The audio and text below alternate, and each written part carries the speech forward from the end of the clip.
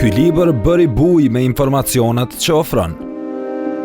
Qindra dokumente të deklasifikuara për periudhën qershor 1998-qershor 1999 janë paraqitur këtu.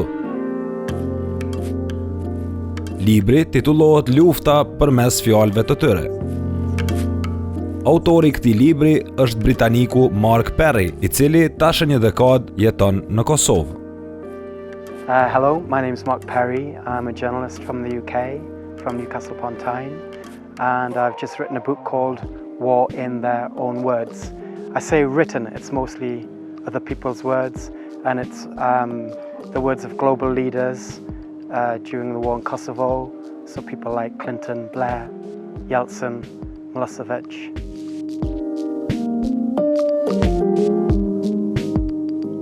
You know, importance depends upon who's reading them.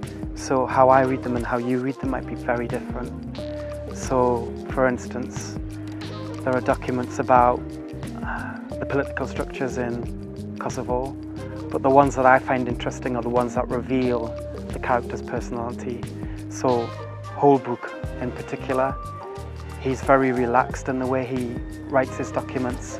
So he even refers to Slobodan Milosevic as Slobo, and it reveals kind of his personality. He makes jokes in his documents, and what they reveal is the West thoroughly knew what Milosevic was up to, thoroughly knew that he couldn't be trusted, and thoroughly knew that only force could be used.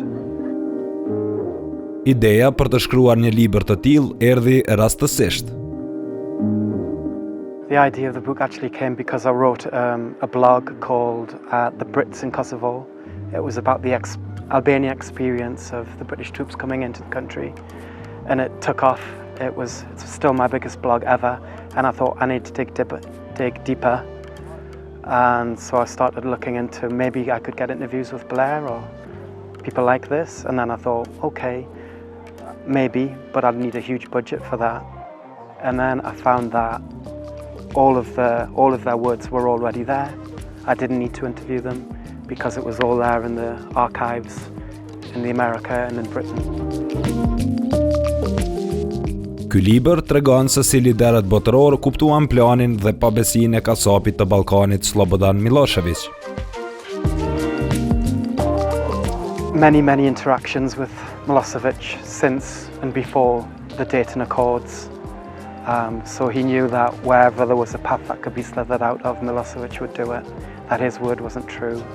Years of experience. And Holbrook was a very seasoned diplomat anyway. All the way back to Vietnam, he has had experience in the military, etc.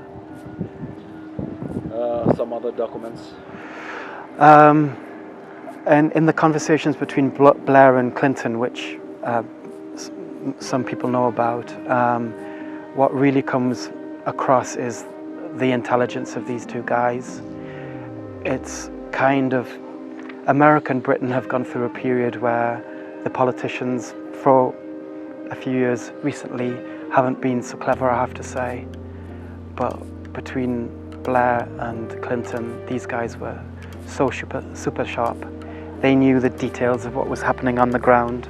These were guys who paid attention to their staff and trusted their staff. So it was very different days. Hopefully those days are coming back now in the US and Britain, but yeah, very different days.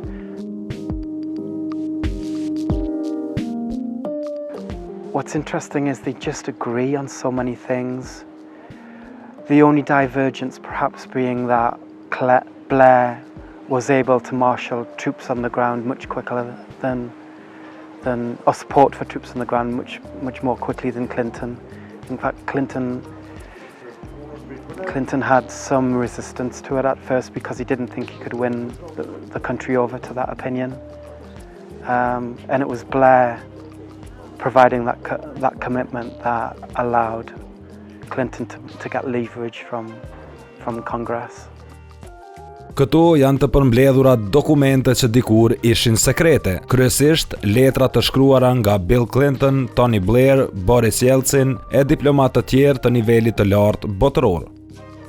There are documents between The conversations between Clinton and Yeltsin are very revealing, because Yeltsin was in a very difficult corner. If he was seen to be supporting the West, and they had many agreements up until that date, on Kosovo he would lose support at home, so he had to pay kind of a double game. And at some point, especially when the bombardment started, Yeltsin lost it. He was very angry in his interactions with Clinton, and even threatened this could turn into a world war. This is actually written in the conversations. However, Yeltsin was able to cool down and moderate, and at the end, in 12th of June, after the 12th of June, he actually says to Clinton, "I could hug and kiss you." So Clinton and Yeltsin go on a very, very interesting journey together.